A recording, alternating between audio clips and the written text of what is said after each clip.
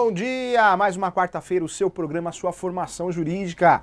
É um curso para você, uma pós-graduação, uma faculdade de direito para você, corretor. Olha o que o Cresce está proporcionando para você. Não vai perder, vamos divulgar isso. Divulga lá nas suas páginas pessoais, no Facebook. Mande sugestões aqui para a TV Cresce de temas, né? Mande suas dúvidas. As dúvidas são tiradas dentro do programa. Lembrando, sempre dentro do programa as dúvidas. Mas as sugestões podem ser enviadas aí para a TV Cresce, tá? Não vai perder essa oportunidade, é um curso de direito para você, feito com muito carinho. Você que não me conhece, sou o professor Júlio César Sanches e quero te formar, quero te preparar para você ter sucesso na sua profissão, tá bom? O curso é maravilhoso, é bem didático, feito com muito carinho por mim para a direção do programa. Você não imagina o trabalho que dá para fazer esse programa de meia hora para você, deixar ele bem didático, bem gostoso.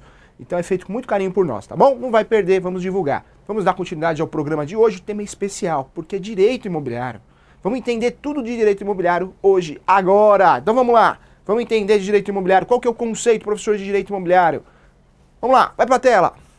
O direito imobiliário é o ramo do direito privado que trata e regulamenta de vários aspectos da vida privada, tais como condomínio, aluguel, compra e venda de imóveis, uso capião, entre outros, né? Ação de adjudicação compulsória, ação de despejo, ações contra financiamentos abusivos, direito do consumidor, direito penal aplicado ao direito imobiliário, direito tributário aplicado ao direito imobiliário. Quando eu falo de direito imobiliário, é um segmento do direito civil.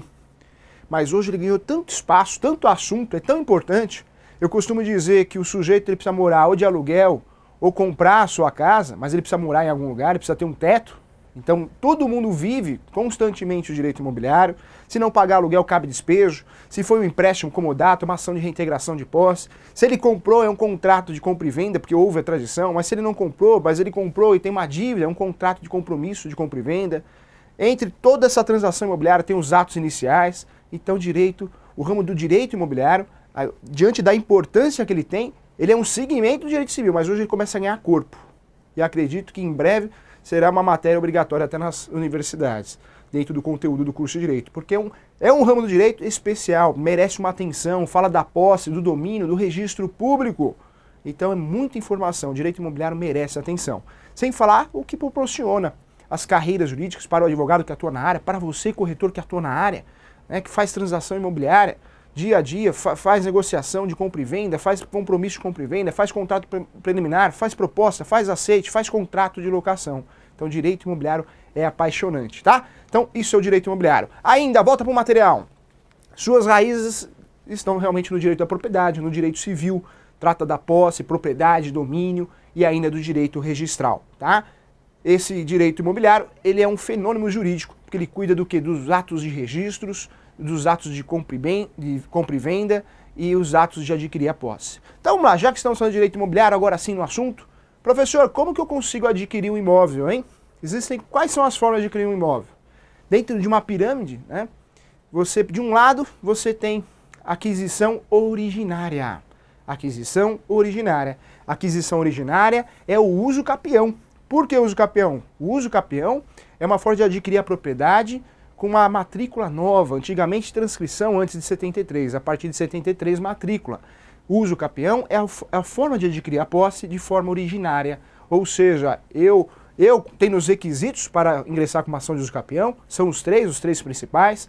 O primeiro é a vontade de ser dono, por isso quem quer ingressar com uso capião não adianta, né? Ah, eu tenho um contrato de locação, sumiu o proprietário, posso entrar com uma ação de uso capião? Você não pode.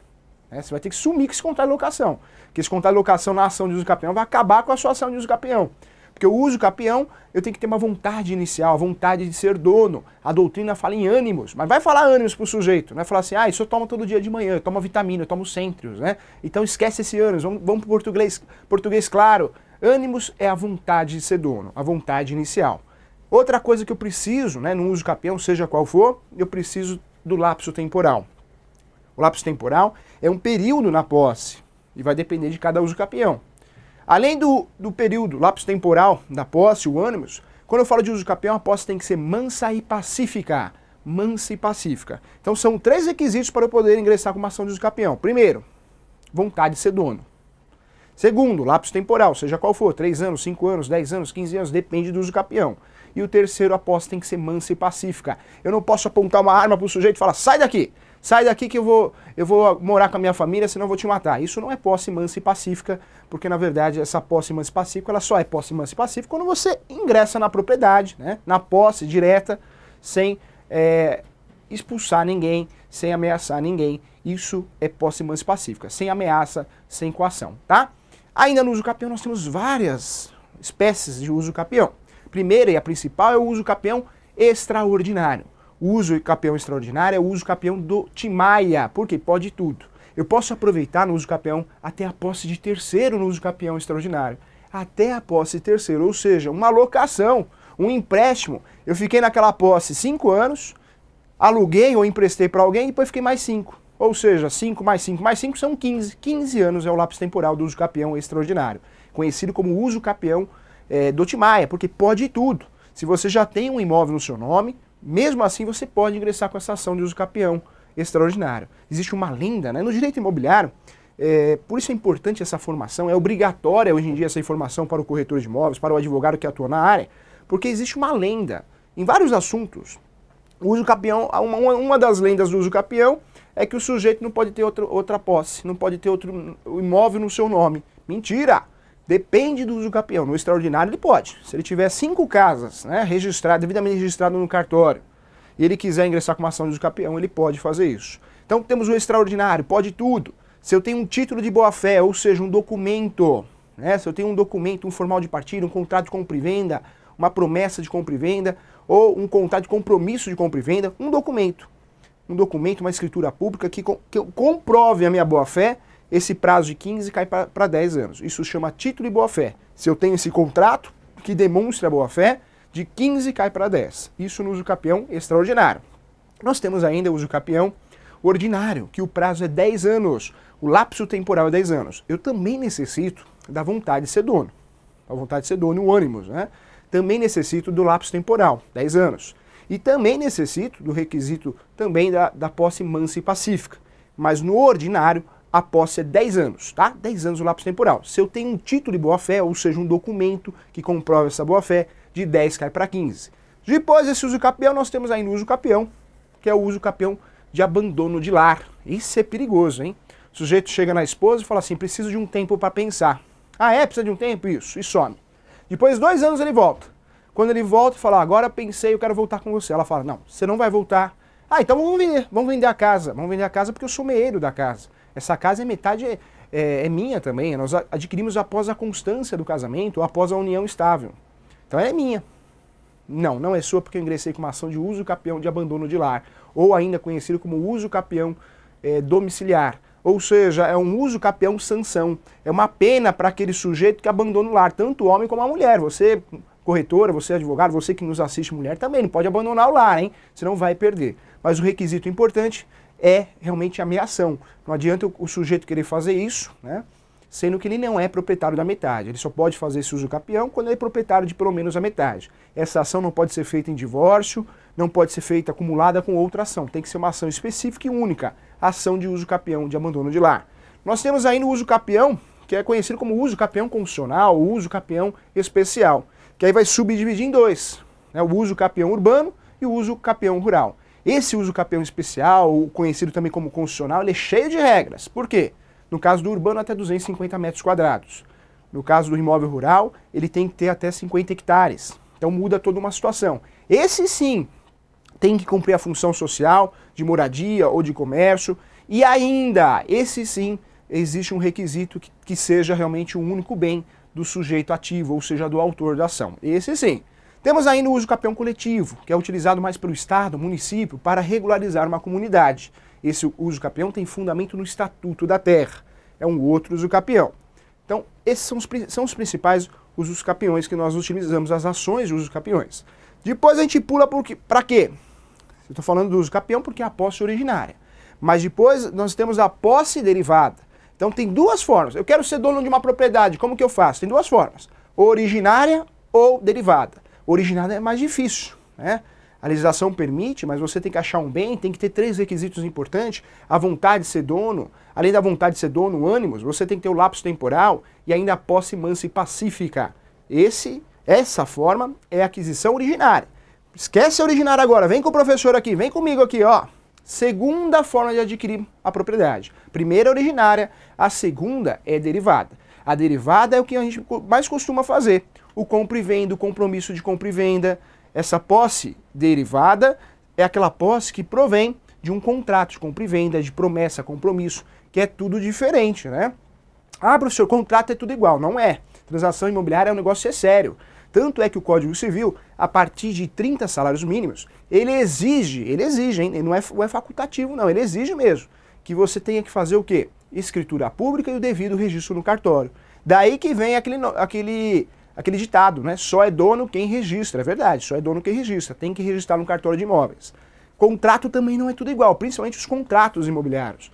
Não é tudo igual. Contrato de compra e venda, houve a tradição, pagou, levou. Compromisso de compra e venda, tem dívida ainda, né? Você tem dívida, deu 200 mil reais de entrada e deve 100 mil, tem dívida. Promessa, expectativa de direito, vai ser construído o empreendimento imobiliário. É totalmente diferente. Volto a usar aquele exemplo que eu gosto de usar. Em sala tem muito aluno que dá risada, mas é verdade. O sujeito chega na namorada e fala assim, bem baixinho, vou casar com você, bem baixinho. Né? Isso é uma promessa e um compromisso, não tem nem testemunha, é uma promessa da mais ordinária. Quando ele fala, eu vou casar com você, dá uma aliança para ela, fala na frente dos pais, dele, dela, é diferente, tem testemunhas, então é um compromisso. Olha como é diferente o contrato também. Lembrando que o contrato, antes de ocorrer o contrato principal, poderá ocorrer ou compromisso de compra e venda, ou contrato preliminar, né, que é um contrato que vai ser a base para a escritura pública, o tabelião vai usar esse contrato como base. É um contrato diferenciado, esse contrato preliminar. Vamos lembrar também que dentro dos negócios imobiliários, das transações imobiliárias, até no nosso curso de dica de transações imobiliárias, que está aí à sua disposição, não vai perder, é importante a gente falar que esses contratos são preliminares, porque na verdade depois eu tenho que fazer uma escritura pública e levar a registro no cartório de imóveis. Mas antes de fazer a escritura pública, eu tenho que fazer os atos iniciais, lá no nosso primeiro programa, que já faz tempo já, hein? Quando eu falo em atos iniciais, são as certidões. Certidões do imóvel, certidões do comprador e do vendedor. Também nas transações imobiliárias de locação, nós temos que tirar as certidões do imóvel também e também as certidões do locador e locatário. Lembrando que transação imobiliária, o negócio é sério, porque a obrigação é conhecida como obrigação propter rem. Propter rem. Professor, o que é essa obrigação propter rem? Vou te explicar, fique tranquilo. Propter rem é aquela obrigação que gruda em você. Por que gruda em você? Quando você compra um imóvel, você fica com os frutos podres, fica com os bons frutos, né, mas fica com os frutos podres também. O que é isso? Dívida de IPTU, dívida de condomínio, aí você comprou um apartamento, você fala assim, tô tranquilo, né? Apareceu uma dívida aí de 20 mil reais de condomínio, tô tranquilo, eu vou cobrar o vendedor, tranquilo, não é minha, é sua. A partir do momento que você compra o imóvel, você assume os frutos podres também. Tem que assumir, não tem jeito, obrigação propter rem. O que cabe é uma ação de reingresso. Voltando nos atos iniciais, quais são as certidões que eu tenho que tirar numa transação imobiliária, seja numa locação ou na compra e venda? Primeiro lugar, não tem como fazer uma transação imobiliária sem tirar uma certidão de matrícula ou certidão de transcrição. Matrícula posterior a 73, transcrição anterior a 73. Tem que tirar a certidão do imóvel para saber se esse imóvel está registrado no nome de quem, né, qual que é o último proprietário, será que aquele sujeito está vendendo, será que aquele sujeito está alugando o imóvel. É importante fazer isso. Depois eu tenho que tirar certidões negativas de IPTU para saber se tem débito, ITR se for imóvel rural.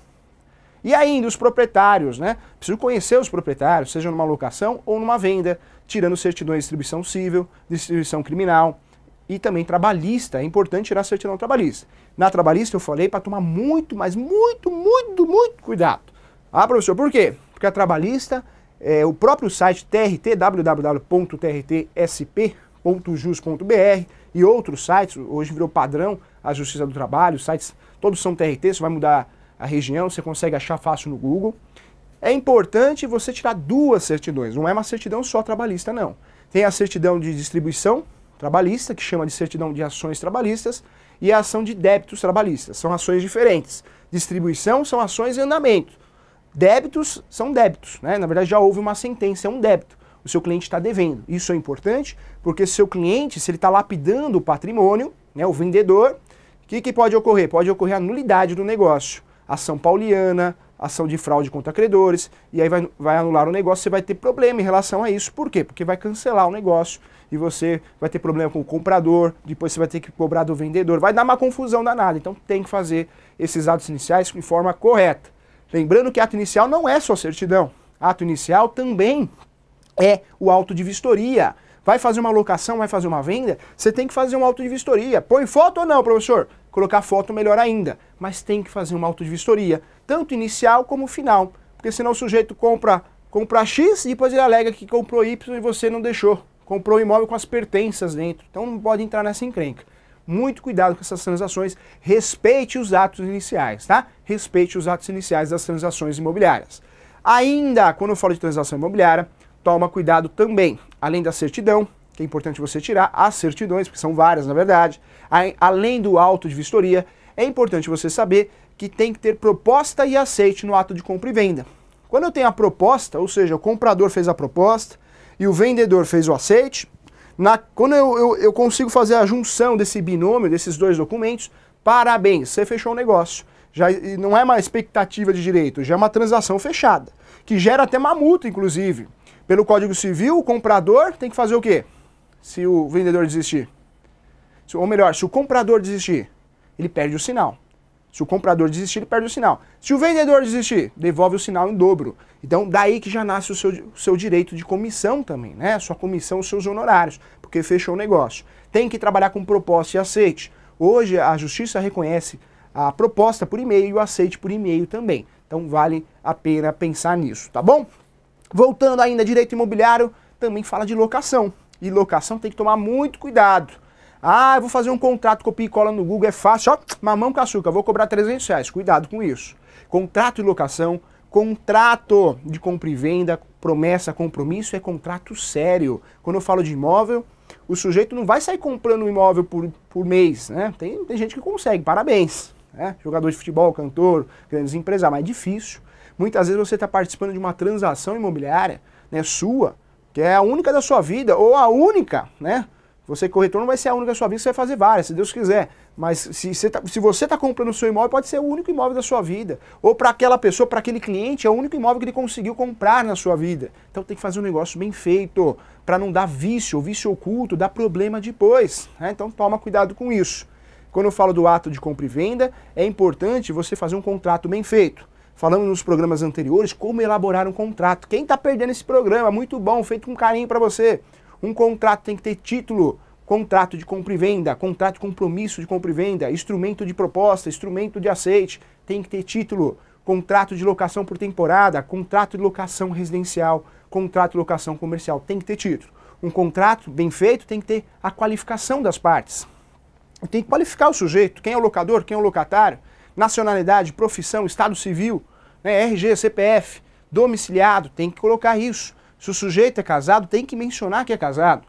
Dei a dica também que o contrato de locação bem feito, quanto mais inquilinos tiver nesse contrato, ou seja, locatários, melhor, tem mais gente para cobrar numa futura ação de despejo. Que, portanto, a ação de despejo é a única ação que termina, né, acaba com o contrato de locação. Não usa a ação de despejo para outro fim, a não ser rescindir o contrato de locação. E falando de despejo, a ação de despejo, ela serve não só para a falta de pagamento, isso é uma lenda, né? A ação de despejo, ela serve para a falta de pagamento, para o descumprimento contratual, para qualquer cláusula, né, que venha, que não seja respeitada no contrato, ela coloca fim ao contrato, a ação de despejo, tá? Despejo, quando tem locação de despejo, quando é comodato, reintegração de posse, que aí é uma outra coisa, são as ações possessórias. Reintegração de posse, manutenção de posse, interdito proibitório, são ações possessórias. Ações locatícias, despejo, que pode ser por denúncia cheia, denúncia vazia, por descumprimento contratual, falta de pagamento. Tem a ação revisional, né? Aquela que o inquilino está achando que está pagando muito, ou o locador está achando que está pagando pouco, então revisional. E existem a ação ainda de consignação e pagamento, quando o locador se nega a receber, eu vou lá e consigno o pagamento, para não pagar juros e não correr o risco de ser despejado. Então existem essas ações também, são conhecidas como ações locatícias. Tem uma aula para você, feita com muito carinho para você. Voltando aqui para a locação. Locação, o negócio é sério, é complexo. Tem que ter no contrato, como elaborar um contrato, título, qualificação, objeto, tem que ter um imóvel, né? Como que você vai fazer um contrato de locação e não tem um imóvel? O título tem que ser o título adequado. Quando eu falo de objeto, tem que ter um imóvel, a rua, CEP, matrícula, tem que ter nesse contrato de locação, senão é um contrato de locação mal feito. Ainda, né, preciso falar para você que além esse contrato de locação, como é oneroso, porque aluguel tem que ter onerosidade. Você paga um aluguel, tem que ter o valor do aluguel. Cuidado com o reajuste. Reajuste, o negócio é sério, é um reajuste só. Tem gente que coloca no contrato de locação 5, 6 reajustes. Ah, o maior índice do reajuste, desses 6 índices de reajuste, o maior índice. Isso é abusivo, toma cuidado. A justiça já vem entendendo que é abusivo. É um reajuste só, hein? Cuidado com isso. Garantia. Também nós temos o quê? Caução. Caução é o bem. Móvel ou imóvel, um carro, uma moto, uma casa, ou dinheiro. Fiador não é o bem em garantia. O fiador, quando você coloca um fiador no contrato de locação, ele levanta a mão e fala, eu sou a garantia, se ele não pagar, eu pago. É uma responsabilidade pessoal. O fiador não sabe, muitas vezes, aonde ele está se metendo. Porque ele não vai pagar com aquele bem que ele apresentou no contrato de locação, ele vai pagar com a conta, com o carro, com tudo. Ele tem que pagar. E o fiador é uma exceção da regra do bem de família. Não adianta lá numa ação ele falar, meu bem de família é meu único bem. Ele perde esse bem, mesmo sendo bem de família. Toma cuidado com isso. O que é o bem de família? O único bem, né? Mas o fiador ele perde esse bem, porque ele é a garantia pessoal. Quando eu falo de fiador, calção, tem a outra garantia que é o seguro. E aí vai subdividir em várias formas de seguro. Tem a capitalização, tem outras espécies de seguros aí das instituições bancárias.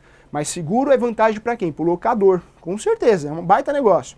Para o inquilino é ruim, porque é um aluguel 1 a 2, né, um aluguel e meio por ano. Então dificulta para o inquilino, por isso o inquilino muitas vezes não gosta, não tem condições de arcar com o seguro fiança. Voltando na garantia, é uma só. Contrato de locação tem que ter uma garantia só.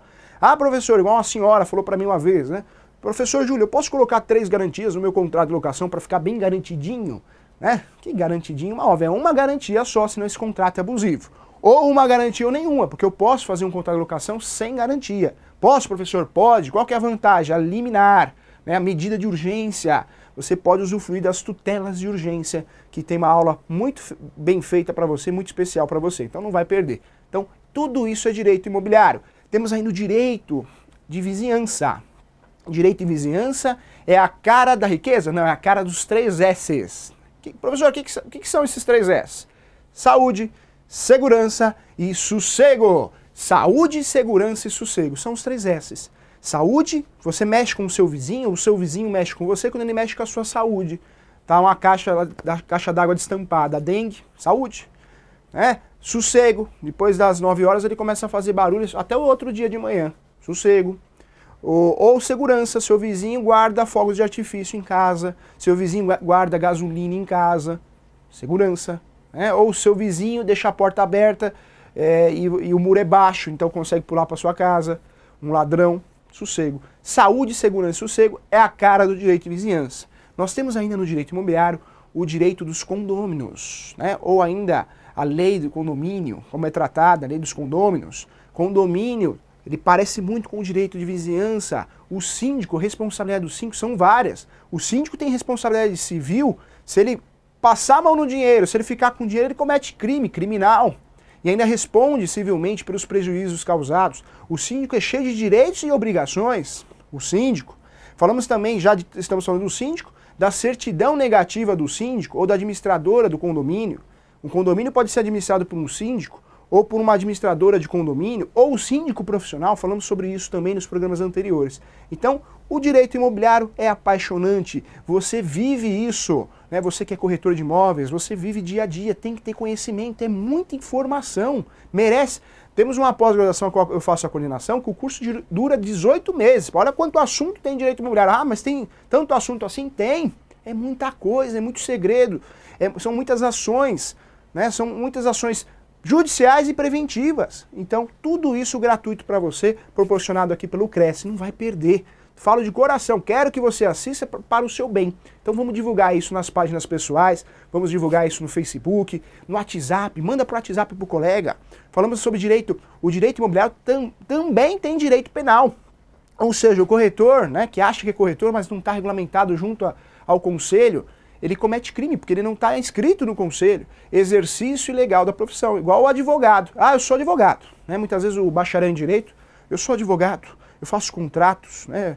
Cuidado com isso, você não é. Só é advogado quando tem inscrição na UB. Está habilitado para ser advogado. Só é corretor quando está habilitado junto ao conselho, senão não é corretor. Você está fazendo uns casinhos aí, se alguém reclamar de você, é crime, hein? É exercício ilegal da profissão. Então vamos divulgar isso para o WhatsApp e para o Facebook. a programação da TV Cresce está cada dia melhor, hein? Não vai perder, tá bom?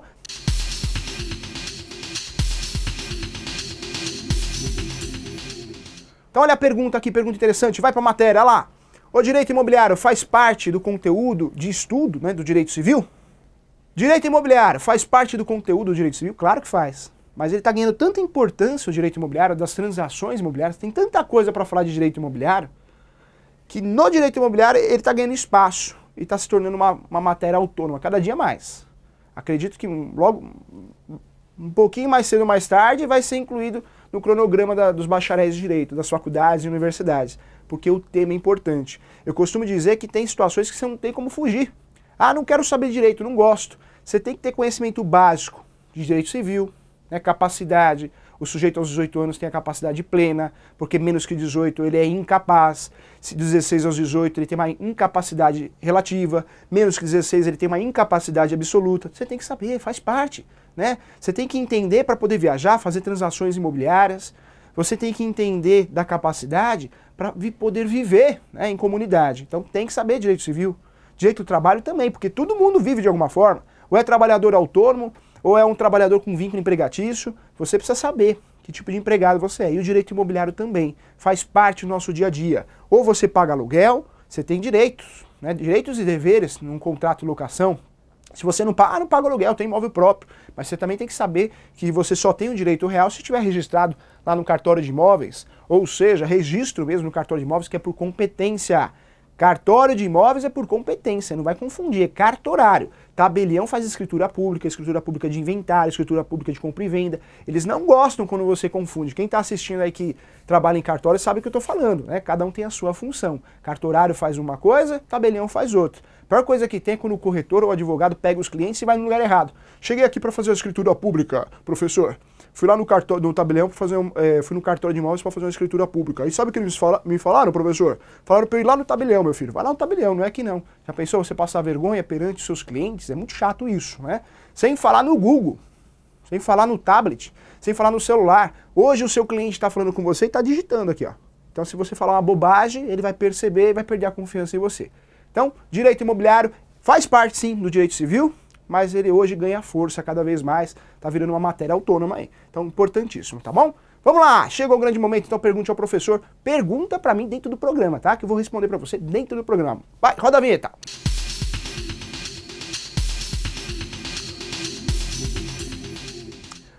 Vamos ver a pergunta de ouro aqui, pergunte ao professor. Adoro esse bloco também porque é um contato. É um contato que nós temos. Então aproveite, mas tem que mandar a pergunta dentro do programa para a gente conseguir responder com muito carinho, tá bom? O Luiz pergunta aqui, hoje é válido a certidão negativa do trabalho emitida pela internet? Pois até o ano passado só assentava emitida pelo próprio Fórum Trabalhista. Luiz, muita coisa muda, né?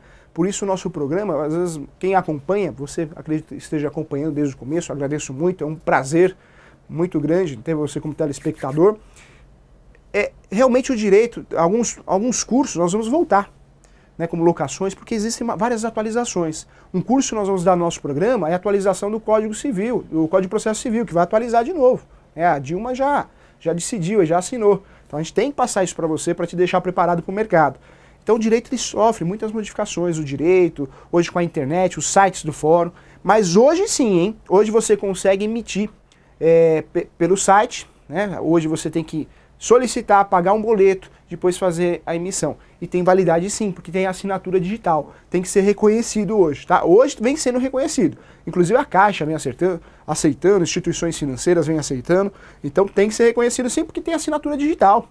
Existe uma autenticação digital. Então não precisa ir até o fórum mais. Isso é muito bom, porque antigamente, quando você falava de certidão, você tinha que ir até cartório. Hoje não. Você consegue com facilidade certidões vintenárias, né? Certidão de matrícula, certidão de transcrição, certidão da prefeitura, negativa de débito da prefeitura, precisa sempre verificar. Hoje você consegue tudo pela internet.